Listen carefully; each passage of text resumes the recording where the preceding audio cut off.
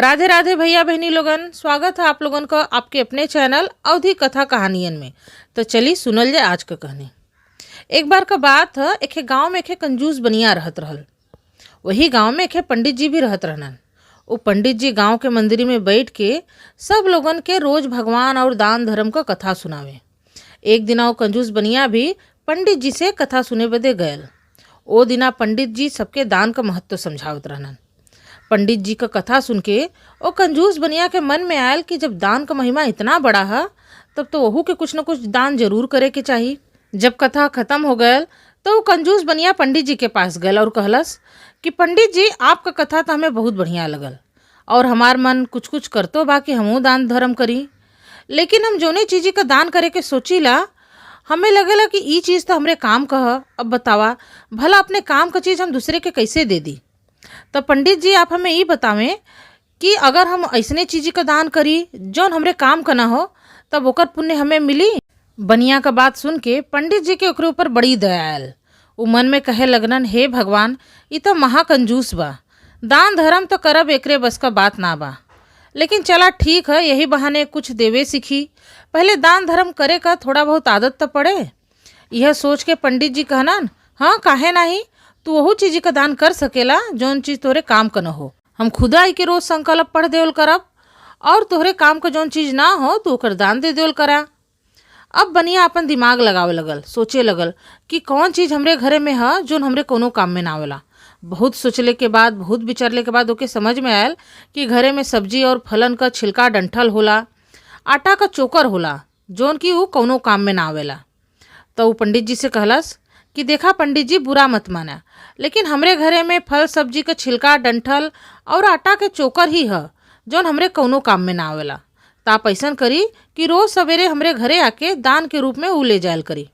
पंडित जी कहनन, हाँ हाँ काहे नहीं, हम रोज आई के तोरे घरे से तोहार दान ले लेवल करब। अभी रोज का नियम बन गयल। पंडित जी रोज सवेरे बनिया के घरे जाएं, संकल्प पढ़े और बनिया से छिलका डंठल और चोकर का दान ले ले। कंजूस बनिया ऐसे बड़ा खुश रहे कि न तो ओके कोनो मेहनत करे के पड़े न तो केहू के भेजे के पड़े। पंडित जी खुदा सवेरे सवेरे आए के रोज अपन दान दक्षिणा लेके चल जाए। लेकिन पंडितों जी बड़ा चतुर रहनन। जितना भी छिलका डंठल और चोकर रहे ओके ले जाके गौ माता के खिया दे, जैसे उनकर गौ सेवा का भी काम हो जाए। एक बार का भैल, ओ बनिया के घरे में बिलार बड़ा आतंक मचौलस। घरे में दूध दही कुछ बच ही न दे। बनिया का पतो कितनो जतन कर ले दूध दही चुरावे का, लेकिन वो बिलार पता नहीं कहाँ से झट से आवे और पट से दूध दही कुल जुठा करके या गिरा के भाग जाए। कितना दिन तक ऐसना भैल तो बनिया का मेहरारू अपने पतोही के फटकार लगोलस कि तोसे इतनो ना होला कि खे बिलारों के भगा सकी। पता नहीं कहाँ महारानी का दिन भर ध्यान रहेला। अब बेचारी पतो का करे, वो बिलार उपद्रव मचावे से बाजन आवे। बनिया का पतो बिलारी से एकदम खिसिया गई कि यही बिलारी के कारण हमें सासू माँ का चट्टे बात सुने के पड़ल। दूसरे दिना जब पंडित जी चोकर छिलका का दान ले बदे सवेरे सवेरे बनिया के घरे आइनन, वही समय वो बिलरियो उनके घरे में घुस गए। बनिया का पतो तो पहले ही से बिलारी से चिढ़ल रहल। तो वो आओ देखलस न ताओ एक लकड़ी का पीढ़ा उठौलस और जोर से वो बिलारी के ऊपर पटक दिलस। निशाना एकदम चौचक बैठल, पीढ़ा जाके सीधे वो बिलारी के ऊपर गिरल। बिलारो एकदम विचित्र बिलार, पीढ़ा गिर गयल लेकिन वो बिलार न चू कैलस न चाँव कैलस, बस उलट के पड़ गयल जैसे कि मरी गयल हो। अब पंडित जी उधरा दान ले बदे खड़ा रहनन। ये देख के बनिया से कहे लगनन, राम राम राम सेठ जी, ये तो बड़ा अनर्थ हो गयल, ऐसा ना होए के चाहत रहल। आपके गृह लक्ष्मी पुत्र वधु के हाथे से ये बिलार मर गयल, ये तो बड़ा भयंकर अपशगुन हो गयल। बनिया अपन हाथ जोड़ लेलस और कहे लगल, पंडित जी अपशगुन का परिणाम का हुई। तो पंडित जी कहे लगनन, एकर तो बस इक्कठे परिणाम हुई, सर्वनाश। बनिया एकदम डरा गल, तुरंत पूछलस, अरे महाराज, तो कोनो उपाय तो हुई इसे बचे का। पंडित जी कहनन, अभय उपाय मत पूछा, अभय हम घरे जाए पोथी पतरा विचारब तब तोके कोनो उपाय बताई। बनिया हाथ जोड़ के पंडित से कहलस कि महाराज एक विनती है कि ये घटना के बारे में गांव में केहू से बतैहन मत, नहीं तो बड़ी बदनामी हुई। पंडित जी कहनन, अरे ये तो महापाप तोरे पतोही के हाथे हो गल, ये कब्बो न छुपी, ये नरक से बचब बड़ा कठिन है।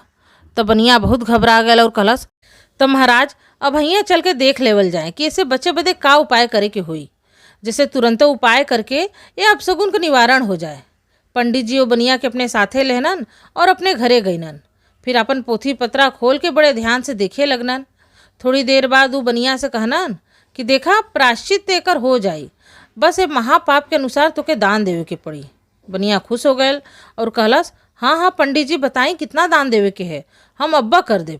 तो पंडित जी कहनन तो ठीक है, एक कागज कलम ले ला और लिखे शुरू करा कि दान में काका देवे के है।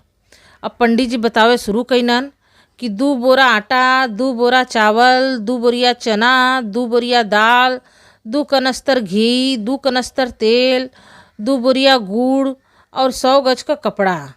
इतना कुल सुन के कंजूस बनिया का तो मुँह बन गए। वो अपन हाथ जोड़ के पंडित जी से कहलस, महाराज इतना कुल दान देवे के हुई? पंडित जी कहनन, पोथी में तो यह लिखल है, हाँ एक औरो चीज रह गल है, वहू के लिखला।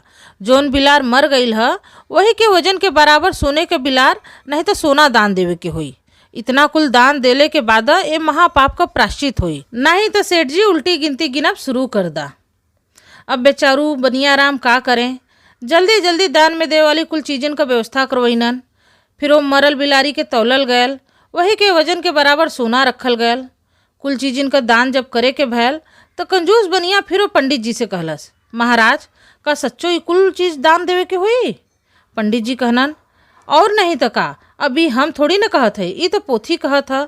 अब पोथी में जौन लिखल है हम बता दी है। करेजा पे पाथर रख के बेचारा कंजूस बनिया कुल दान दक्षिणा पंडित जी के दे के उनके विदा कईनन। पंडित जी के चल गईले के बाद बनिया का मेहरारू अपने पतोही से कहलस कि कैसन कुलक्षणी तू हमने के घरे में अली कि तोरे कारण हमने का पूरा घरवा लुटा गल। अब खड़ी होके हमने का मुंह मत देख, ये मरल बिलारी के ले जो और ले जाके बहरे फेंक के नहा धो के पवित्र हो जो। सास का ताना सुन के पतो गुस्साए के वो बिलारी के उठौलस और घरे से बहरे ले जाके घूरे पे जोर से पटक देलस। पतो जैसे ही बिलारी के पटकलस वो बिलार तुरंत उठ के खड़ी हो गई और मियाँ मियाँ करके दूसरे ओरी भाग गई। बेचारी पतो अपन आँख फाड़ के वो बिलारी के दिखता रह गई। तो बंधुजन ई रहल आज का कहानी।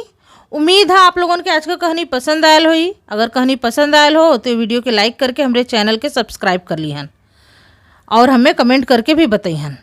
आप लोगों से मिलब अपने अगले वीडियो में एक नई कहानी के साथ। तब तक बदे राधे राधे, धन्यवाद।